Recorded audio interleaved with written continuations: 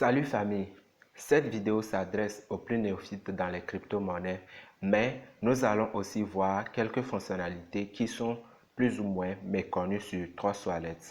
Donc, reste jusqu'à la fin de la vidéo, laisse ton pouce bleu et surtout abonne-toi. Pour ce faire, rien de plus facile. Dans Play Store, au niveau de la barre de recherche, on tape Trust Wallet et directement on lance l'installation. Une fois que c'est terminé, on ouvre notre application.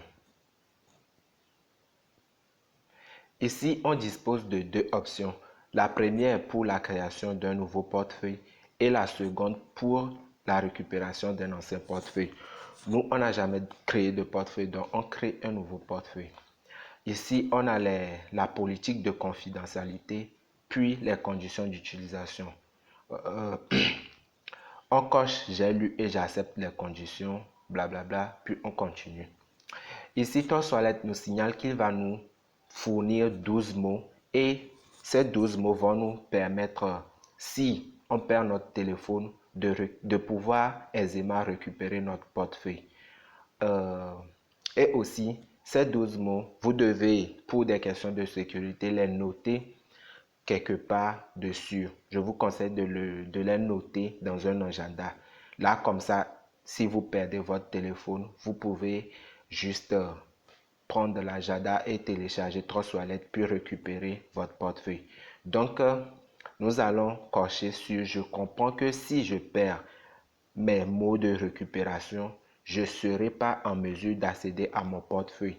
Donc, comprenez qu'une fois que vous perdez vos mots de récupération, si vous ne l'avez pas quelque part dessus, vous perdez tout ce qui contient votre portefeuille. Donc, mettez-le dans un endroit sûr et aussi, c'est confidentiel. Donc, évitez de les fournir à de tierces personnes ou peut-être de le laisser voler par quelqu'un. Donc, après avoir coché, on clique sur continuer. Ici, Trust Wallet m'a fourni les 12 mots. Ce qu'il va faire, c'est d'empêcher de filmer ça parce que c'est confidentiel, comme je vous l'avais dit. Donc, moi, ce que je vais faire, c'est de copier les 12 mots et je viens le coller dans Telegram. Voilà, c'était les 12 mots que Trust Wallet m'a fourni. Ensuite, la prochaine étape, c'est de continuer et Trust Wallet va vous redonner les 12 mots, mais d'une façon désordonnée. Donc, il va maintenant vous demander de donner ces mots dans l'ordre qu'il vous l'avait fourni.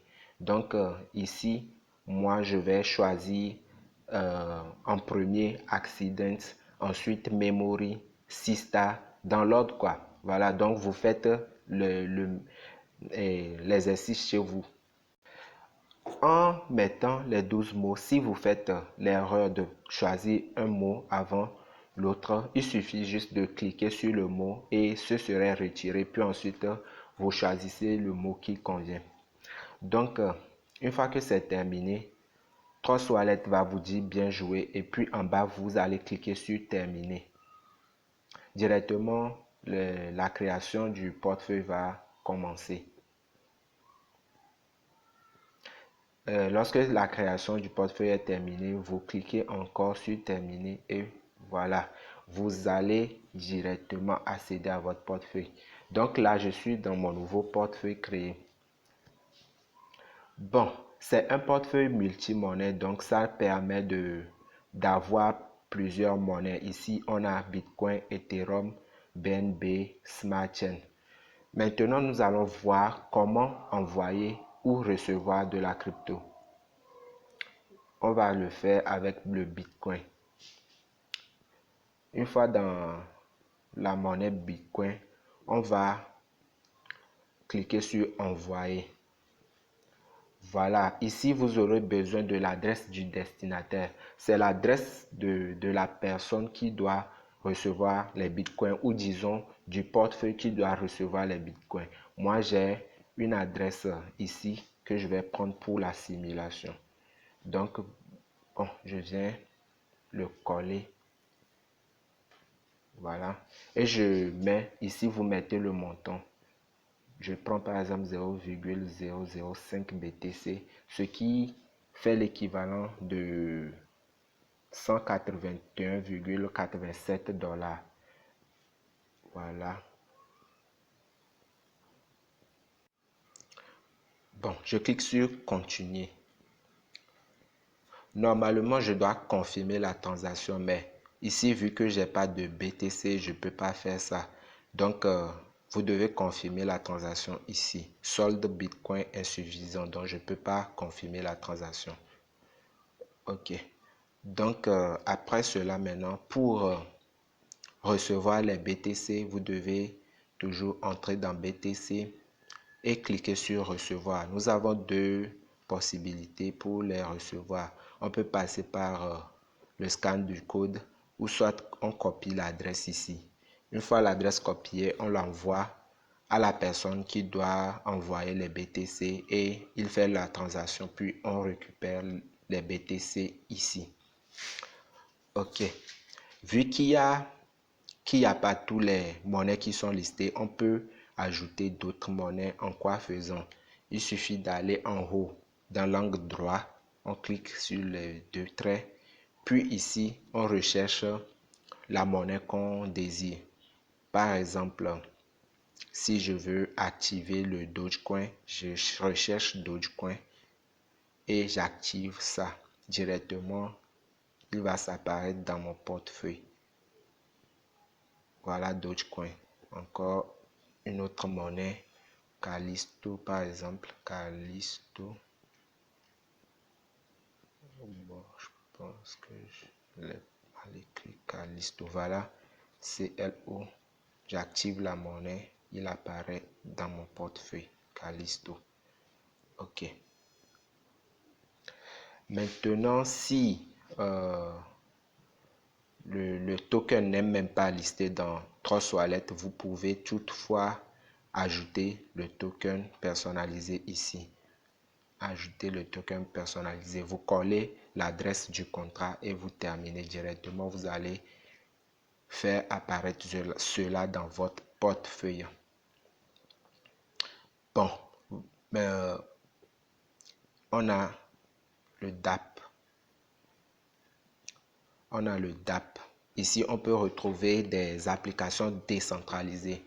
Les applications décentralisées parce qu'il n'y a pas, disons, un serveur qui est dirigé par des personnes. Ok, donc on peut retrouver ici PancakeSwap ou Uniswap. Ici, on a l'exchange décentralisé. On peut faire des achats de tokens avec du BNB. Si vous disposez de BNB, vous pouvez faire des échanges ici. Ensuite, on a les paramètres. Au niveau des paramètres, pour activer le mode sombre, il suffit d'activer ça ici. Voilà. Quoi encore? On a les préférences. Si par exemple, vous désirez changer votre devise, vous cliquez sur préférences devise, puis vous choisissez la monnaie que vous souhaitez. Moi, je suis en Afrique de l'Ouest, donc ici, je peux choisir le franc CFA de l'Afrique de l'Ouest.